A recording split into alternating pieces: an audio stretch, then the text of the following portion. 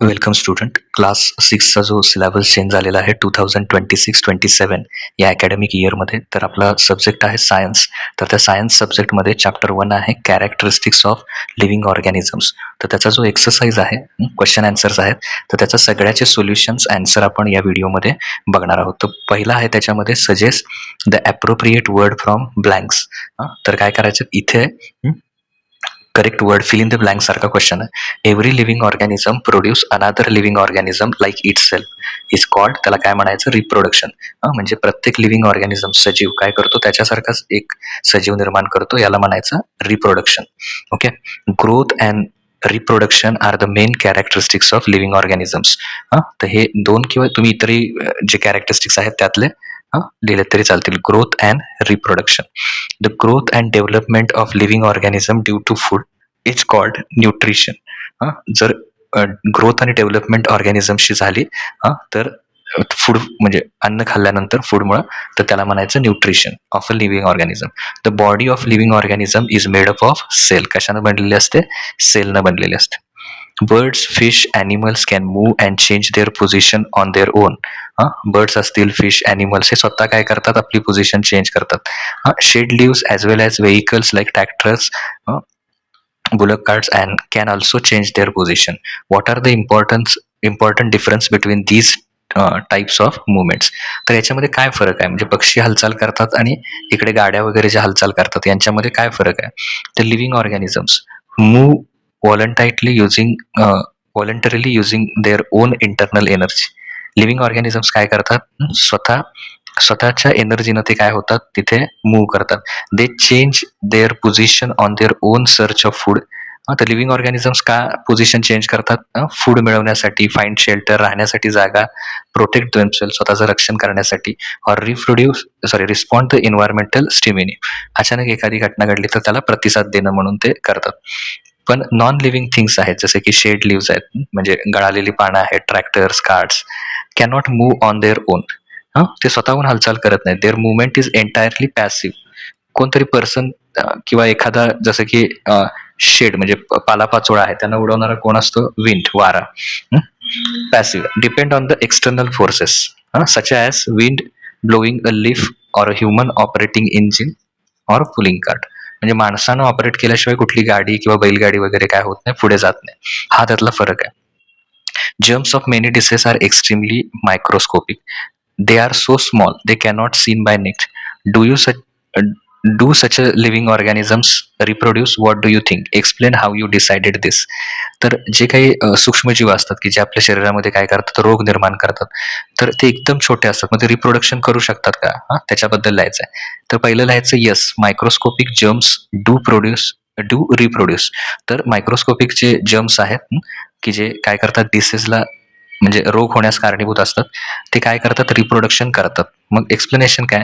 Even though they are microscopic, जरी ते microscopic असले म्हणजे एकदम सूक्ष्म असले, they are fully living organisms. ते काय आहेत? पूर्णपणे लिव्हिंग ऑर्गॅनिझम्स आहेत. आणि reproduction is defining and fundamental characteristics of all living organism. कुठलाही लिव्हिंग ऑर्गॅनिझम असू दे, त्याचं मेन कॅरेक्टरिस्टिक्समध्ये काय येतं? Reproduction. We can easily deduce this because when disease causing germs enter the host body.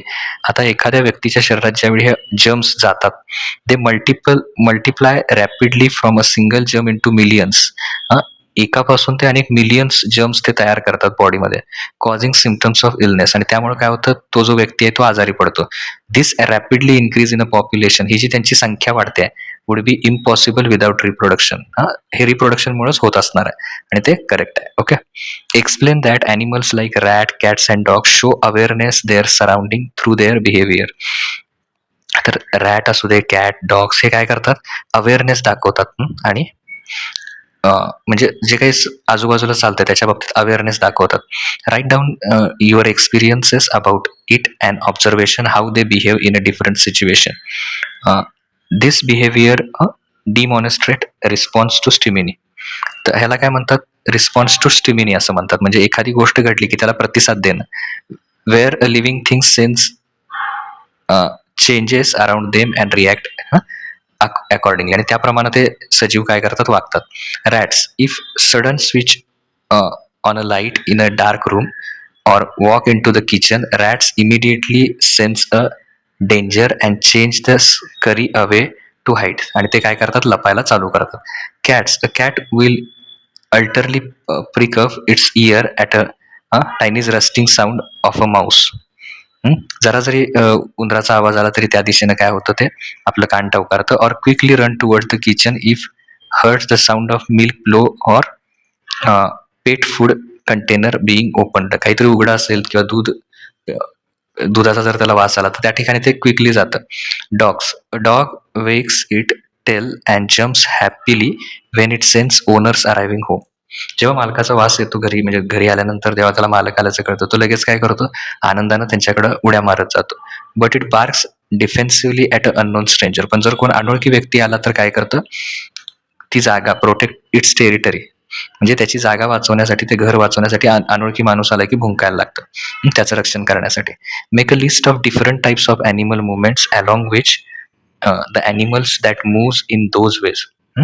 तर तुम्ही काय टाईप करू शकता, वॉकिंग किंवा रनिंग, फ्लाइंग, स्विमिंग, क्राउलिंग म्हणजे सरपटणं, जम्पिंग. तर त्याच्यामध्ये हे जे सगळे ॲनिमल्स आहेत, तर त्याची लिस्ट तुम्ही काय करू शकता, त्याच्यात हे सगळे ॲड करू शकता. Okay. Plants respond to stimuli. Write down the as many observations and experiences as you can which demonstrate this. झाडं सुद्धा काय करतात, स्टिम्युनीला रिस्पॉन्ड करतात. म्हणजे ते सुद्धा काय काय करतात, रिस्पॉन्ड करतात, ॲक्शन देतात. तर टच मी नॉट प्लांट, लाजाळूचं जे पान असतं ते लिव्ज इन्स्टंटली फोल्ड, लगेच बंद होतात. And droop when touched by a finger. जर त्याला हात लावायला गेलं तर ते अचानक बंद होतात. Bending towards the light, photosynthesis किंवा phototropism. Plant branches and leaves naturally bend and grow toward the direction of available sunlight. ज्या दिशेला सनलाईट आहे त्या डायरेक्शनमध्ये काय होतात, ते बेंड होतात. Root growth, the plant root consistently grow downwards into the ground in search of water and nutrients. जी झाडाची मुळं असतात ती जमिनीमध्ये वॉटर म्हणजे पाणी आणि न्यूट्रियंट्स, ज्याला आवश्यक घटक आहेत बाकीचे, ते मिळवण्यासाठी ती मुळं जमिनीत खोलवर जातात. Day and night behaviour, the leaves of certain trees close और फोल्ड अप आफ्टर सनसेट और ओपन बॅक वेन सनरायझेस. सनसेट आणि सनराईजनुसार त्या लिव्सची म्हणजे पानांची काय होते, क्लोज और फोल्ड यामध्ये मुवमेंट होते. तर हे सुद्धा त्याचं एक्झाम्पल आहे. Turtles stay in a water for a long time. Why do they come to the surface rapidly and poke their heads out of the water?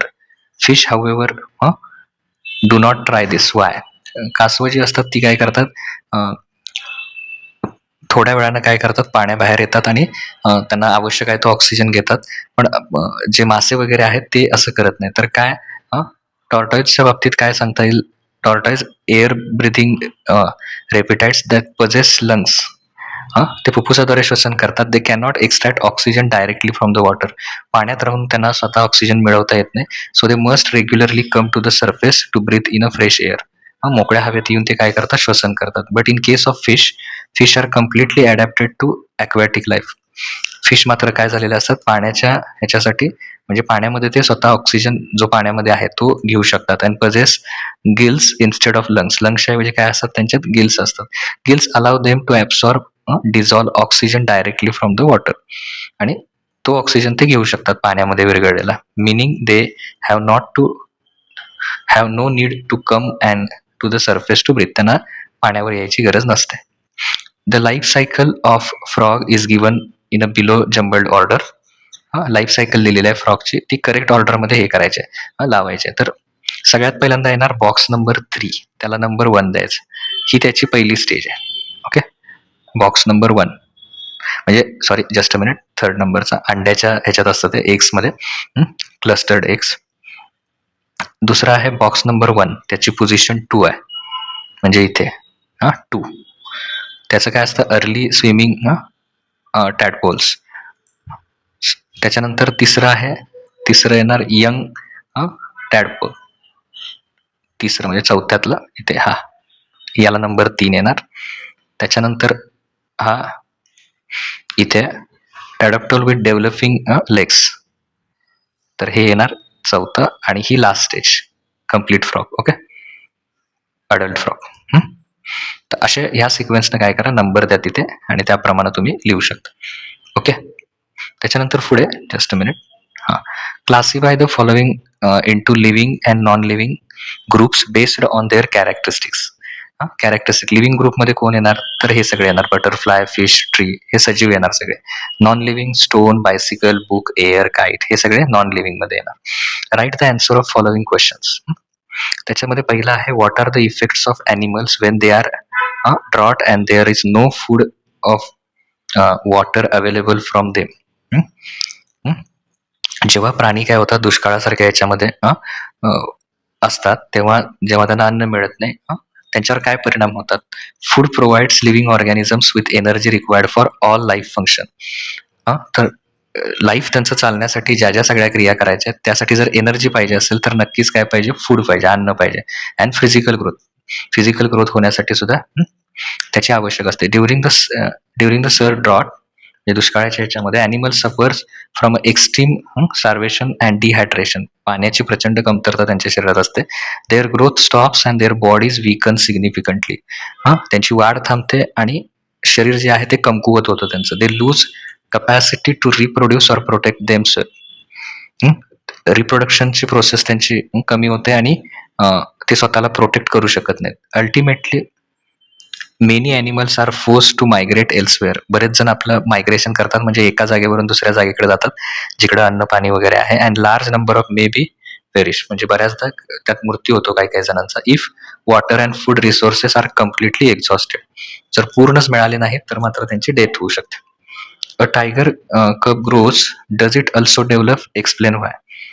जे वाघाचं पिल्लू आहे ते ग्रो होतं, म्हणजे त्याची डेव्हलप होते का? Yes. Tiger cub develops as it grows. तर लिहू शकतो तिथे आपण. Growth refers purely the physical change like increasing height. ग्रोथचा अर्थ काय? कशा कशामध्ये increase? Size, weight, height. However development in progressive advancement of organisms, behaviour, intelligence, skill and work capacity. तर हे म्हणजे फिजिकल पण होतं, हाईट वाढते आहे, साईज वाढते आहे, वेट वाढतं, त्याचबरोबर त्यांचं जे बिहेवियर आहे त्याच्यामध्ये चेंज होतो. इंटेलिजन्स त्यांचा वाढतो. त्याच्यानंतर स्किल त्यांचं वाढतं. ओके. वर्क कपॅसिटी, काम करण्याची क्षमता पण त्यांची वाढते. As a tiger cub physically grows larger, it simultaneously develops vital survivor skills. जगण्यासाठी जे जे आवश्यक असतं ते स्किल त्याच्यामध्ये डेव्हलप होतात. It learn how to stalk free, silently, hunt efficiently. आणि अतिशय चांगल्या प्रकारे शिकार करायला ते शिकतात. प्रोटेक्ट इट्स टेरिटरी, त्यांची जी जागा आहे ती सुरक्षित, म्हणजे त्यांचा जेवढा एरिया आहे तेवढा सुरक्षित ठेवण्याचं काम ते करतात. Read environment cues, therefore the physical growth goes hand in hand with the functional development. ती होत राहते, जसं जसं ते मोठे होत जातात तशी ती ग्रोथ होत राहते.